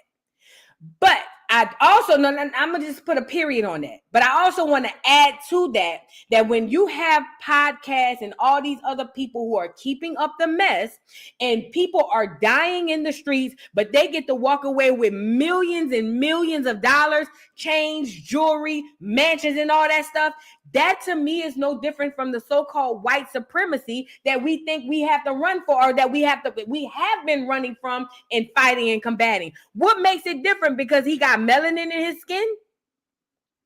Or what makes it different because he might be one of us? He might be Acorn. I don't give a damn if it's one of us or not. You don't even realize when you're going on these podcasts, you spilling all your tea, you literally ratting on yourself, and the podcaster get to walk away with a big old bag while you bury all your homeboys if your ass don't get buried as well. Think about that. So when the boy checking academics, he has every right. But the thing is, it don't make sense if more niggas gonna come back on here and go do another interview. What's the point? Look. Oh, and let me say this too, before we get back into this video. Let me say this too. The powers that be, the so-called dominant society has our number, Black America. Let me tell you, and I'm going to give you a small little tidbit of history. Even though they tell you that all Black people were slaves at one point, that is the farthest from the truth. At one point, Black people did extremely better financially, economically, and everything than white people. That's why they're afraid of you getting any type of reparations or any type of economic power back, because they understand that, number one, they've oppressed us for an X amount of time, and they fear for God that if you ever got back in position, what you would do to them. It's never about you not having. You've always had. You just don't know it, because they tell you through this so-called educational system that you were nothing but a slave and you were nothing, okay? But this is how they use that against us as well. They understand that we still have the urge to want to get back there. We don't even know why. That's why a broke person will go spend $1,000 on a wig, or a broke person will go spend $1,000 on a chain or a belt, because that's who we are, because that's all who we've always been. And they have our number. And this is how they continue to have us do to ourselves what they did to us in the past. They pay you. Oh, I give you $10,000 to a nigga in the hood who ain't got nothing. You think he not about to come sit down with you and do that interview and tell you all that shit going on in the hood? They use you and control you with money.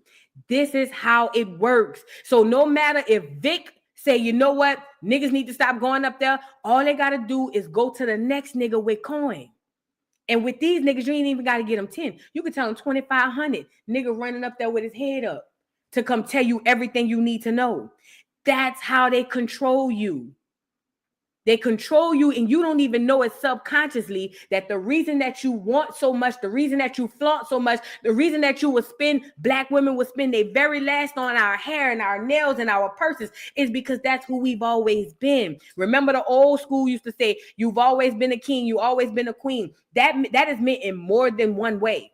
You've never been the broke, poor, broken down slave African coming over here with flies all around them like they show you on the TV. You were the one in charge at one point. You were the one economically who had everything you needed, and they were not. That's what they fear, but that's also what they use against you. Don't ever forget that. Do the research, okay? Now let's get back into what he's telling to Vlad, because basically what he's saying is, while you making money and making jokes, my niggas is dying. Check out. Coming from a bossy person. Pause.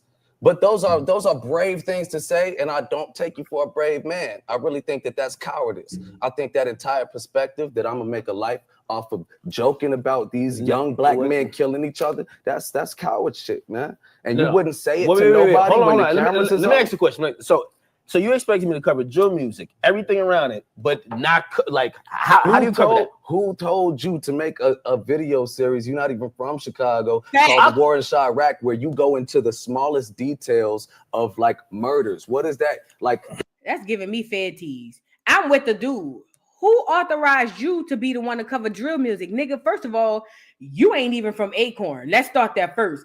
First of all, nigga, you ain't even one of us. So who even gave you the authority and the okay to be the person when you ain't even from Acorn? He ain't even from Acorn. How, Sway? Who deemed you? Who donned you? Who took that wine and put it on the tip of your head and said, okay, Act, you gonna be the one? And look how they play you. Look how they play in your face. Because he looked like you, you're not gonna think nothing of it. Or because he could be you, you're not gonna think nothing of it. Because your mind is solely focused on the white people. Them white people done fell back. They don't have to do all that. They got new agents now. Allegedly. Why he don't talk about all the murder and the crime going on in Jamaica? Because they got it. He could make he could literally, he's Jamaican. He could literally go into all of the crime and all of the organized situations going on between the Negroes over in Jamaica, but he don't do that. And it's not because it's not interesting, because honestly, we all watch Shotters. That shit is hella interesting. But because he don't want to do to his people what he doing to yours. You get it? You get it? Let him finish. Because old boy was checking them right. That's, you know what, that's just like, that's parasitic. That's what they do to our culture from the outside. And that's exactly what you do to our culture from the outside. I cover music. I have that's not music. I'm talking about have a series called War in Chirac. That's not music. That's not music. I'm talking about where you think you're like basically one of those little kids that makes like fan fiction on the internet, and they just like create these worlds about people they don't even know. It's just kind of sick when it's real people dying young. I'm at those funerals. I just left one of those funerals on Friday. You feel me? From a 22-year-old shot 5 times on 61st Street. And that's something that you would take. I'm happy he wasn't a rapper, so you wouldn't clown him. Because Trey, Nigel was my fucking brother. That's my brother I grew up with. You get it? I need y'all to open y'all eyes. It ain't just the clears. Okay? Let's really be clear about that. It's not just them. They have double agents now. They have different agents that look like you. And some of them are you. Let's be clear. Let's not act like no Acorn couldn't do this neither. Because everybody wants a bag. Everybody wants a coin. But what he's saying is people really out here dying. But they send, conspiracy theory, they send these people into these podcast space and they lure other people in with money, because remember, we're poor. Not all of us, but a lot of us need the money. They lure us in with the money, and they literally don't even realize that they think it's just the blue couch or the podcast room. You literally sitting in front of that two-way mirror where the government agents is behind there going, oh, so they popped Lil Jon on 63rd. Okay, 63rd and what? Rewind that again. 63rd and 5th. Okay, gotcha. 63rd and 5th. All right, bet. Let's keep listening. And then what they do, after they get enough evidence, after watching you get a whole, they're watching your social media too, but I'm talking about podcasts in particular right now. Then what they do is once they get enough evidence, they go and pop you, and they put RICOs on you, and y'all go to jail and never come home. While everybody else be dead, the ones who living end up going to jail. We've seen this movie over and over and over again. And just because they melanated don't mean they obscure from this bullshit, because they on it too. But this to the black men, to the young YNs and the black men that's out there thinking that it's cool to go on these podcasts, cool to go in Whack 100 rooms on Clubhouse, cool to get on their social media and just run your mouth. Real G's always have moved in silence. And I'm not taking nothing away, because they really got some niggas out here putting in work. And that's not a good thing. However, y'all don't understand that these people are literally put in place. They are the detectives. You talking to the detectives when you sit down for these podcasts. It just don't look like it. But you talking to the detectives. Stop doing that. Also, stop allowing these people to have you leave out of these podcasts and leave out of these interviews and crash the F out. Because guess what? After you crash out, hear me out. Right after you crash out, DJ Academics, the DJ Academics of the world, and all these other dudes gonna sit there with their Rolex and they podcast and they all this, that, and the third. And guess what? Guess where you gonna be? 6 feet deep or in jail. But guess where they gonna be? Here to tell the story.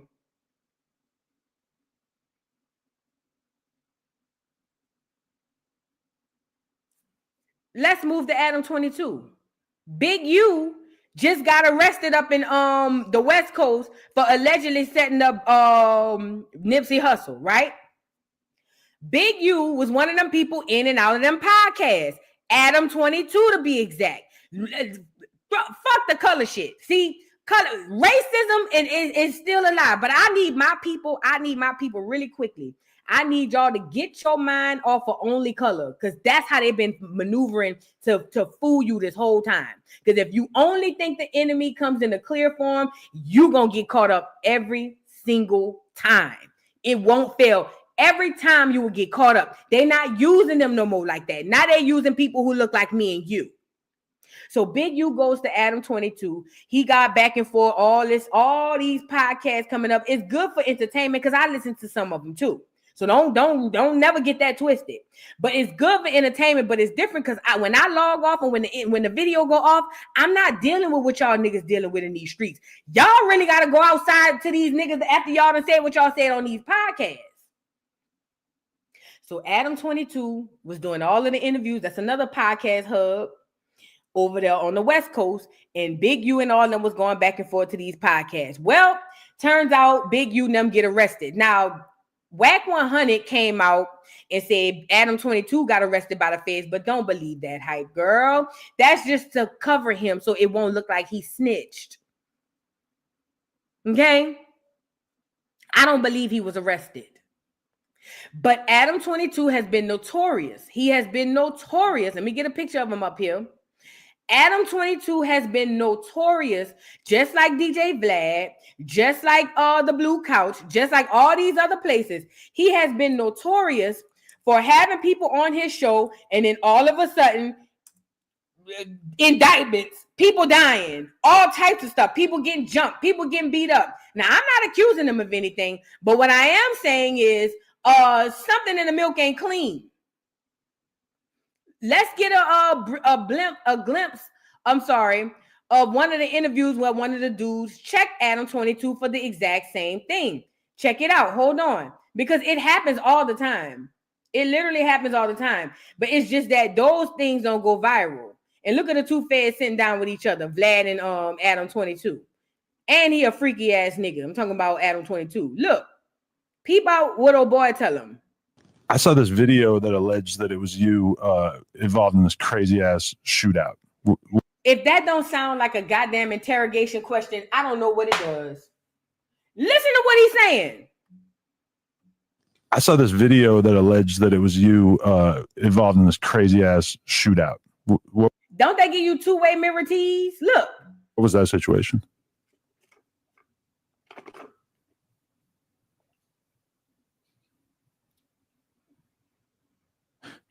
Maybe it might not have been you. I'm not 100% sure. Yeah, I don't think it was me. Okay. But that wasn't related to any of the cases that you caught? And he pushing for more questions. Look. Well played. Okay. So... Now he ain't got nothing to talk about. It's kind of hard to pick another question after that. Where do you think they getting these questions from? Where do you think only thing missing is the police uniform. Where do you think they getting them questions from? That nigga said it's hard for me to pick another question because they all fed questions and the boy ain't biting. Look. Well played. Okay. So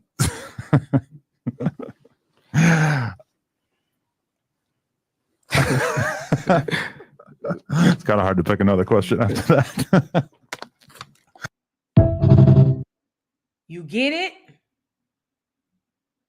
You get it? Very seldom do you get one who understands what's going on. But my thing be, I be asking in my head, if you already know how he is, why you even over there? You think I'm going to sit in the interrogation room and I know they there to interrogate me? Why y'all even going over there? Oh, I forgot. Another currency is clout. What is you going over there for? You already know what it is. You know what it's hidden for. You know what he going to be over there asking you. Why is you there, Ike? You being there is setting yourself up for the kill. But again, I want to show y'all Benzino. Now, y'all know I'm not a fan of No Neck. Never have been. More than likely never will be, right? But he ends up going in on Adam 22 because Adam 22 does what he normally does, being messy and trying to get him to crash out on some other stuff. Now, what he really talking about DJ Vlad, but it's all one and the same.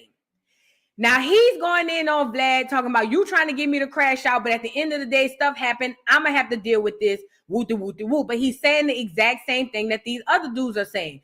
Vlad, DJ Academics, in my opinion, Vlad, Adam 22, Academics, Blue Couch.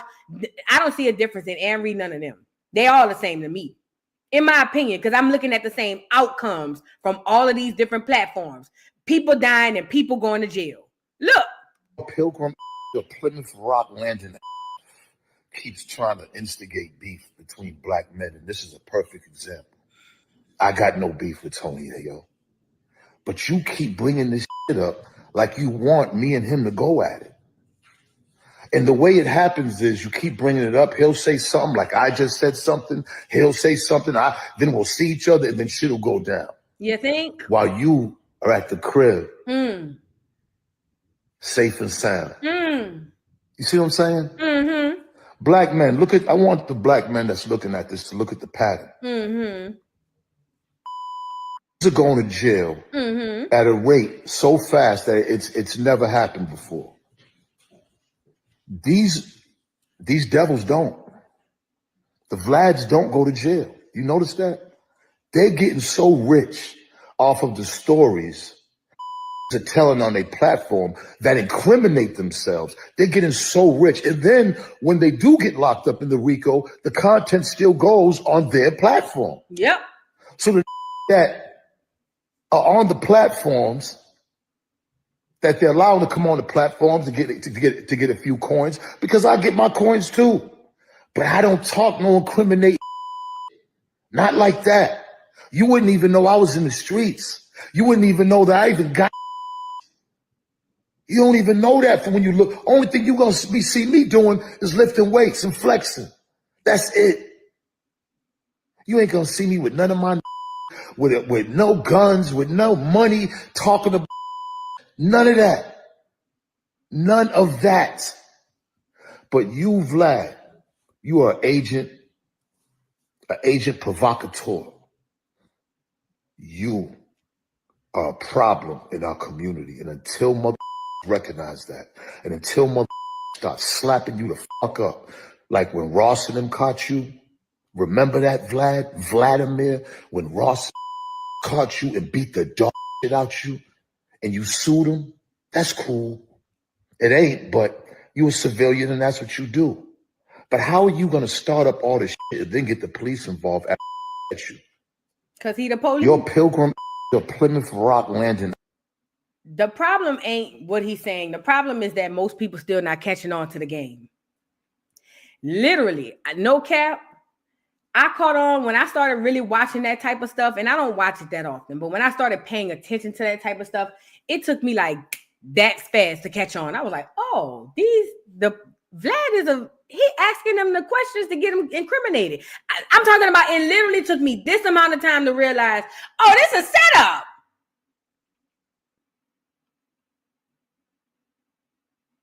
The problem is Vlad has already been outed to be the Fed. So very few people mess with him. But what I was telling y'all is now they popping up with more people. Adam 22, he about to be outed after the Big U thing. Now they got the real life street stars, the Say Cheese and all these other people.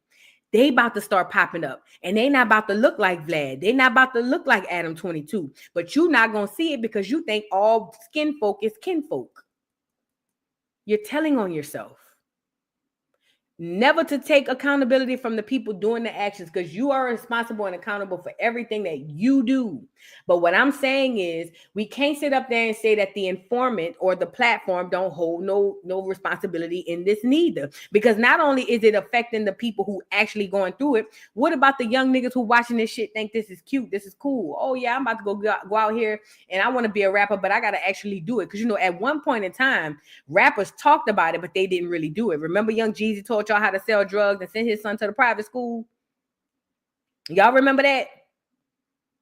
Remember he taught you and yours how to break down a brick, but sent his son to the private school? That's because they rapped about it. They were actors. They didn't live that. Nowadays, the kids gotta do it. But the problem is you doing it and it's affecting you, your community, and everybody around you, because y'all really unaliving people like 90 Going West. Dummies.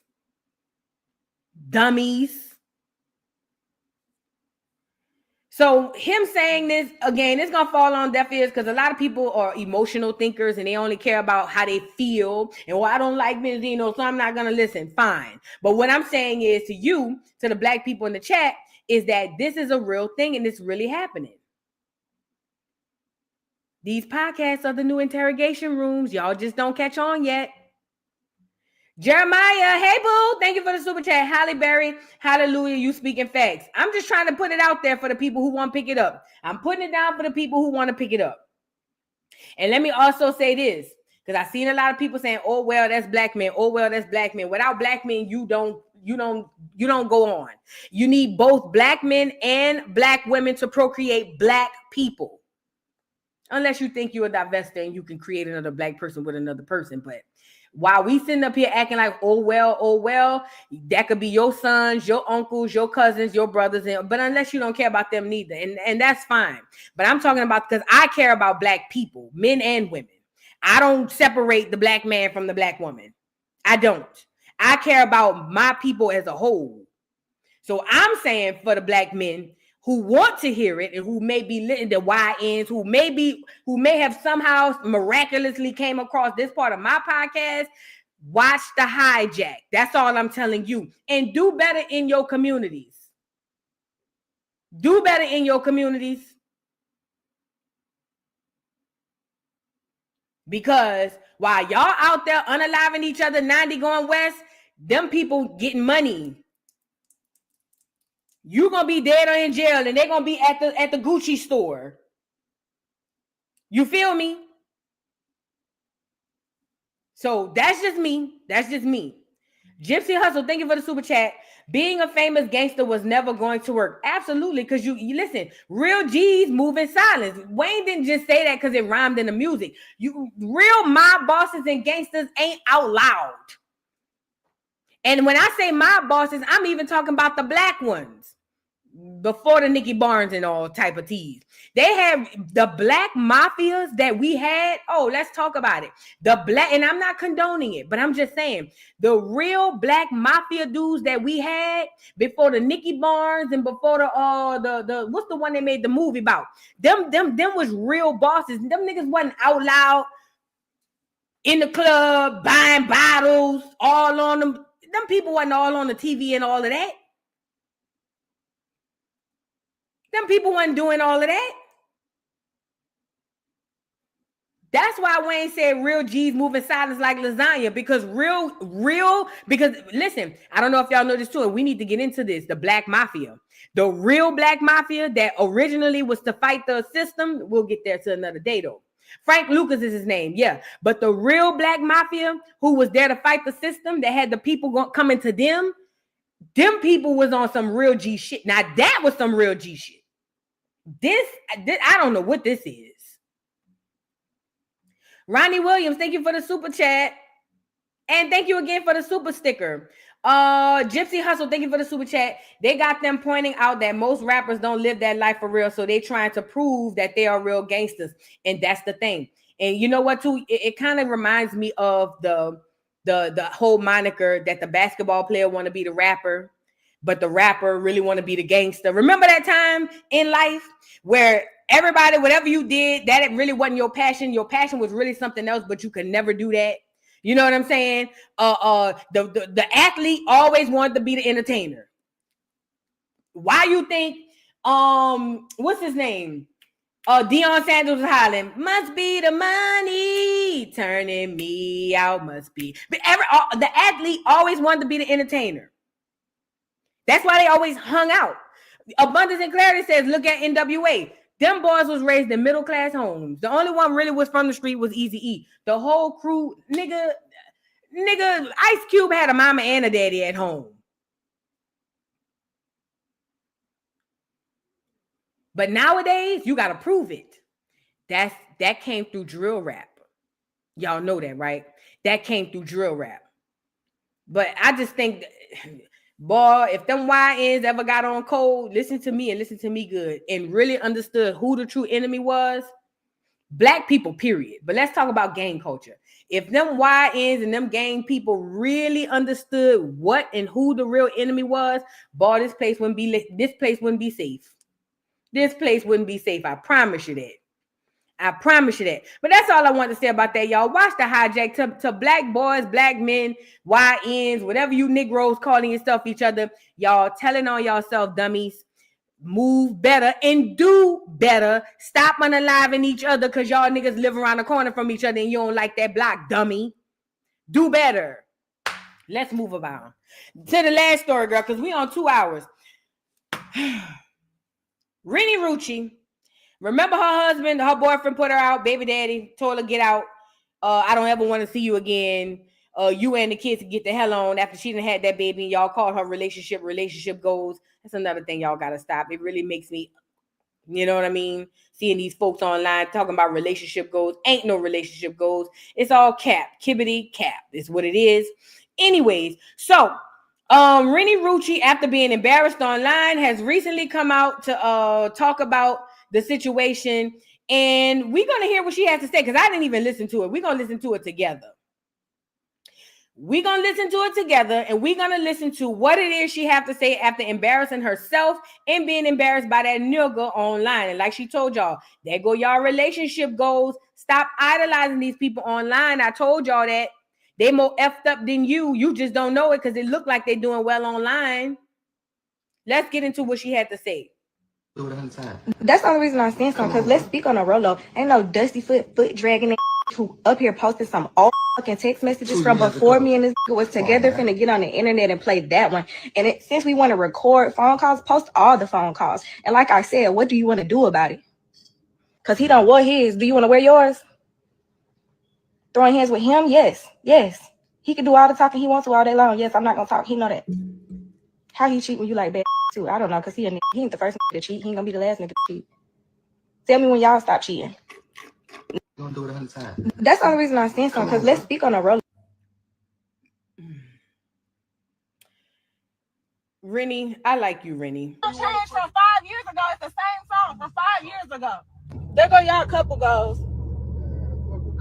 Yeah, fuck you. It been fuck me since you were cheating. It been fuck you. Been the hoe, not me. You been the hoe, not me. Go fuck, boy. I'm about to punch you dead in your shit. I'm about to punch you dead in your shit. You keep on fucking. Keep on. Back to the strip club. I wasn't in no strip club when we got together. So shut the fuck up. I like Renny. I think Renny got a bad deal or whatever. Renny, you got a brand new baby and you got 2 older kids. Focus on that. That's what I would be doing. I wouldn't even be up here to clear nothing up. I ain't even gonna lie. It was what it was. In the heat of the moment, I went live and showed y'all this nigga don't give a fuck. It is what it is. I wouldn't come back on here to clear nothing up. I'd just be focusing on my kids and getting my shit together so a nigga won't never put me out again.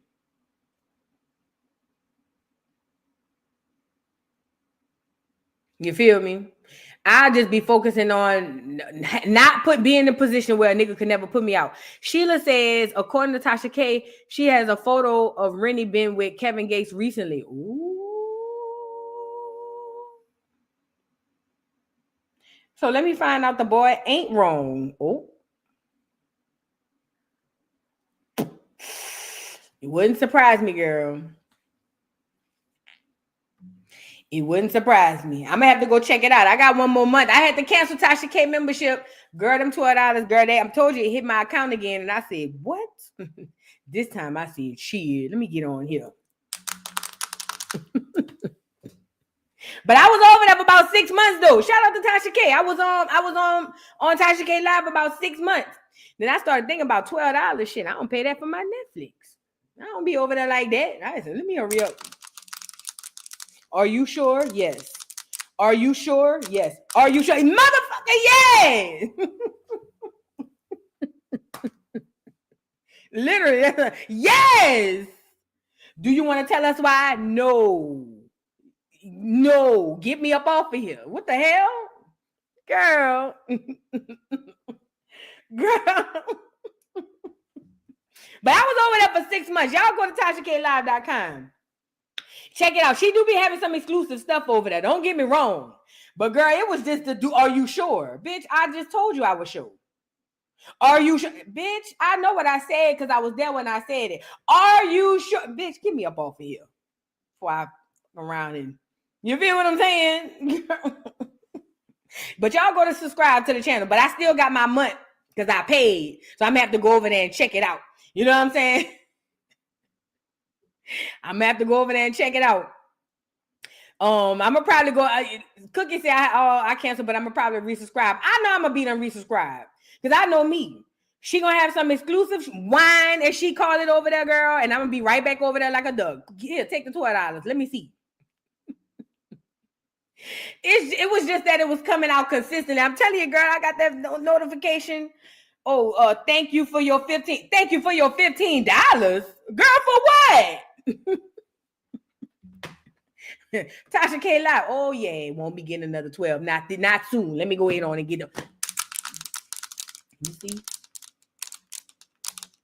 Oh, okay. I appreciate it. Yeah. Yeah. Yeah. Girl, please. Girl, please. Girl, please. And this is the craziest part. Amber said me with Zeus. You know, my best friend got Zeus to watch Jocelyn's Cabaret like 2 years ago. I've been on her Zeus ever since. And that heifer want to tell me the other day talking about, I forgot I even had Zeus. I said, then bitch, you better not get rid of it. Don't come messing with nothing now. You done paid all this time. Continue to pay. You better not get rid of it. The fuck? Oh, I forgot I even had Zeus. Continue to forget. Continue to forget. I'm on there. What is you saying, girl? You better not get rid of it. You done paid for 2 years, girl. Go ahead and continue to pay. But a little cheat code, if y'all want to watch all these shows for free, I'm about to give y'all the site to go to. That's where I go. Because it's all on there for free. It's all on here for free. Thank me later. Let me see if I spell it right. I think this is right. If you want to watch all this stuff for free, for the free 99, I just put it in the chat. Free 99. All of the shows is on there. Everything you can want. Everything. If it's on Netflix, I don't care where it's at. That's where it's at. I'm going to pin it to the top of the chat. Oh, I can't pin it from there. That's where it's at, dude. Everything. Just, you know. Never neither here nor there, y'all. I'm about to get off here because I'm going to come back live and talk about Rockhead because y'all know her and Blueface done broke up. We're going to be down at the dollhouse tonight because allegedly she over there got him over there, got some dude over there saying that he unalived Ronnie for him. And then the dude had came back and was like, I was just playing, but y'all always looking for clout. Hold on, I'm gonna give you a sneak peek. We gonna go through this tonight. Yes, we is. Because I'm trying to see something. Did you do it or no? Now, he originally came on here talking about he the one got rid of Ronnie for Blueface. Now, all of a sudden, he want to get on here acting like, yeah, never mind. No, baby, that don't go like that. And I believe since Blueface done broke up with her, I believe now